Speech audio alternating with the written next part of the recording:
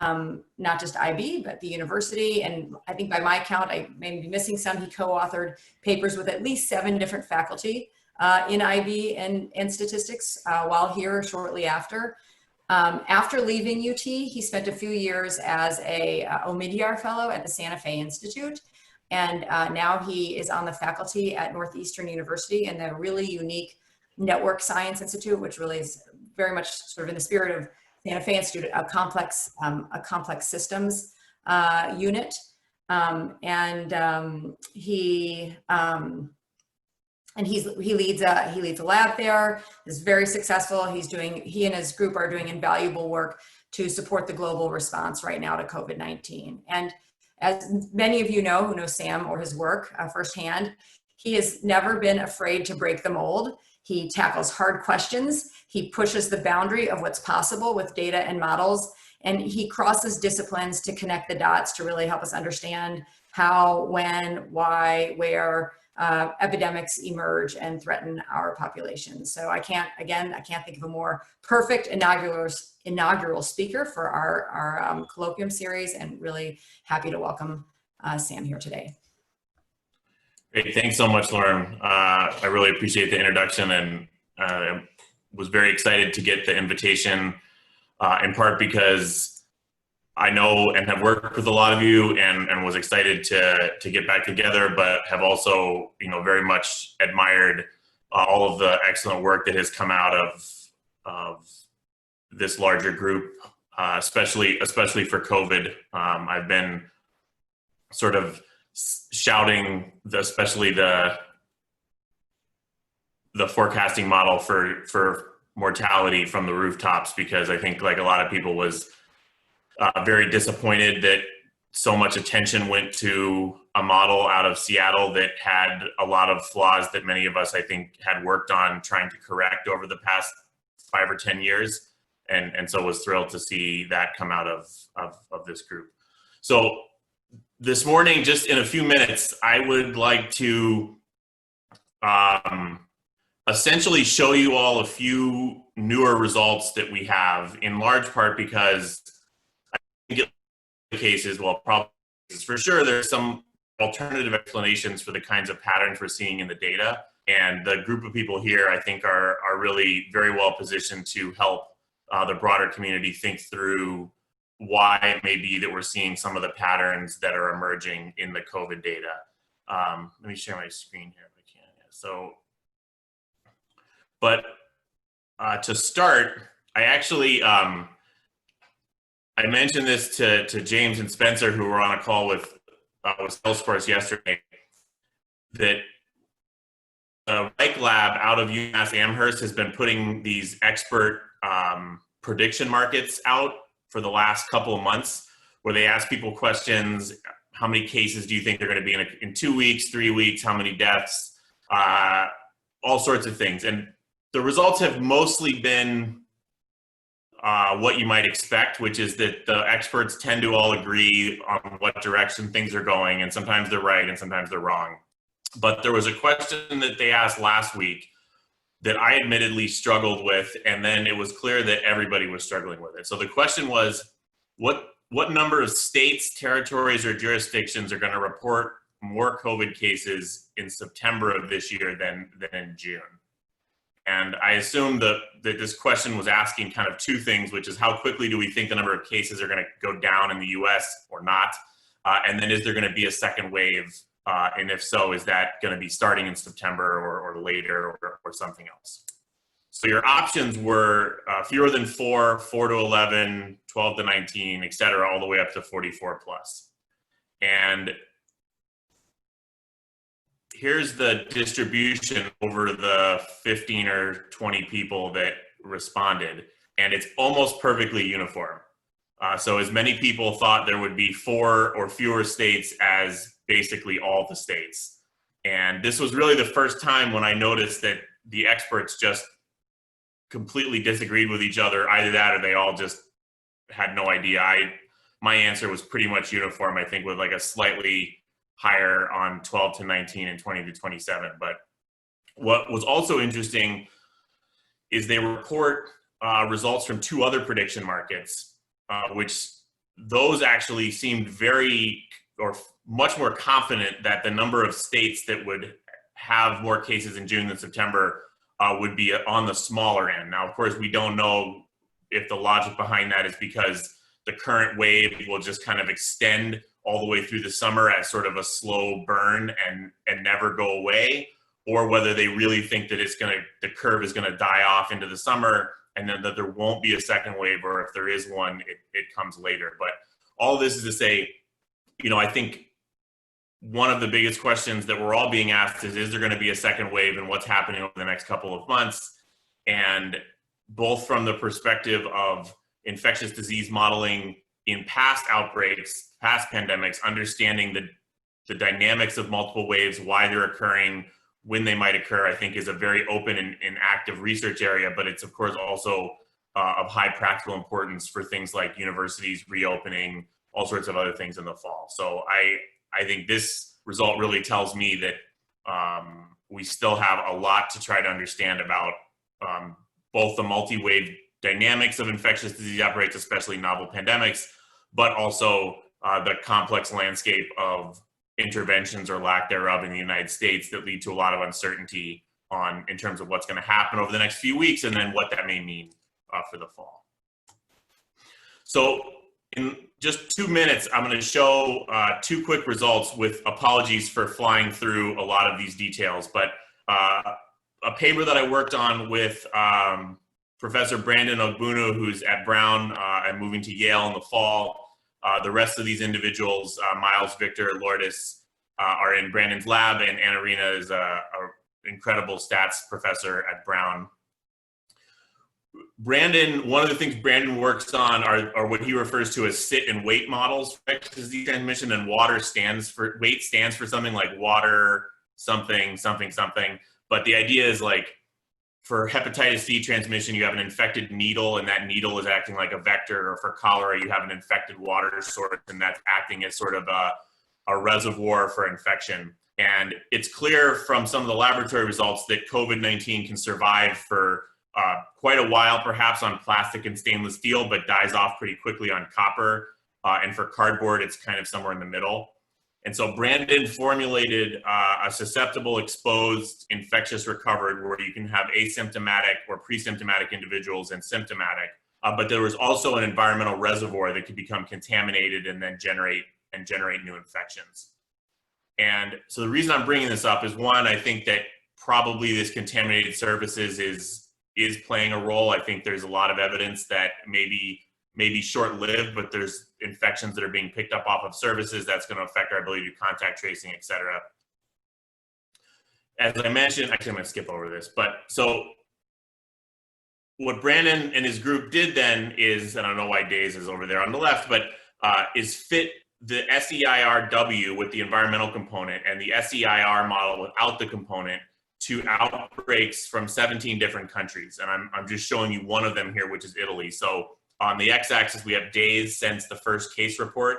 And then on the y-axis, we have a number of new infections, so number of daily new infections. The blue is the SEIRW best fit model, and the orange is the SEIR best fit model. And this is a pretty consistent pattern across all the 17 countries, where you see that the SEIR model looks a lot more like an exponential growth model, really doesn't capture that middle part of the curve. The middle part of the curve accelerates a bit more than this SEIR can pick up, and then it tails off a little bit. And this are those deaths, or what's the y-axis? Those are new cases, sorry, confirmed new cases. And so, but this pattern is replicated across almost all of the 17 other countries. So Switzerland, Iran, a bunch of other places in Europe. And there are, of course, other models, especially network models, that will give you this kind of acceleration in the middle of the curve and then a tailing off.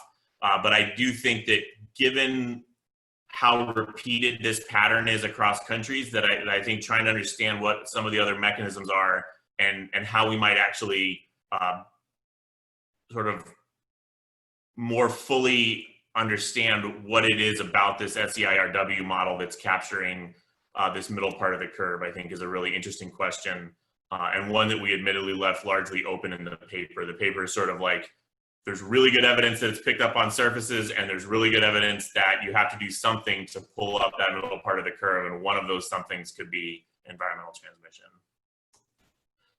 And so then the second one that we've been working on is trying to understand these multi-scale hierarchical dynamics of COVID-19. And so I've got this little cartoon here where you just imagine that we have like a SIR model. So blue is susceptible, red is infectious. It's a closed population, and you just have this sort of mass action dynamics that move through the population. And you get an epidemic curve that may or may not look symmetric, but you know, it looks like the epidemic curves that we kind of all have in our heads. Importantly, single peak. But that's not what's really happening for COVID, right? So for COVID, we've got two or three different interesting things that are happening, which is one, we see a lot of household transmission, and that's exacerbated probably during the lockdown. So you imagine that one of the things the lockdowns are doing is concentrating the social connections in time within the household. So you may see a quick burst in transmission as everybody locks down and ups their proportion of time spent with household contacts that then slows off. I think that's another explanation for those curves that I just showed you. But we also know then that you have like mixing between neighborhoods, you know, neighborhoods that mix less with each other than with other neighborhoods. And so we really have these kind of hierarchical metapopulation dynamics where you have more tightly connected groups of people that are more loosely connected as you kind of move up the hierarchy.